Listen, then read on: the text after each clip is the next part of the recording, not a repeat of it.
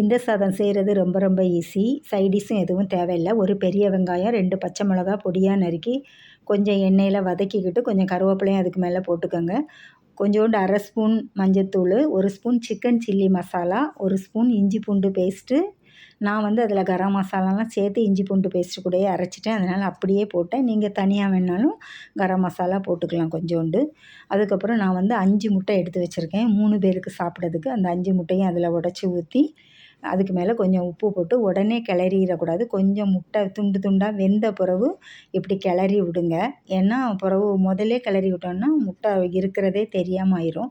அதுக்கப்புறம் நம்ம வடித்து வச்ச சாப்பாடை போட்டு அந்த சாப்பாட்டுக்கு மேலேயும் ஒரு 1/2 ஸ்பூன் உப்பு அப்படியே தூவி எல்லாமே கிளறி விட்டுறணும்.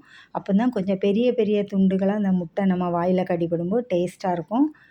கடைசியாக கொஞ்சம் பெப்பர் பொடியும் தூவிட்டு மல்லி இலையும் அப்படியே மேலாப்பில் தூவி விட்டு அப்படியே சாப்பிட வேண்டியதான். 1 நிமிஷம் மூடி வச்சுட்டு சாப்பிடுங்க. நான் வந்து அந்த சில்லி சாஸ் வச்சு சாப்பிட்டேன். ரொம்ப டேஸ்ட்டாக இருக்கும். செஞ்சு பாருங்கள். ஈஸியாக செஞ்சிடலாம்.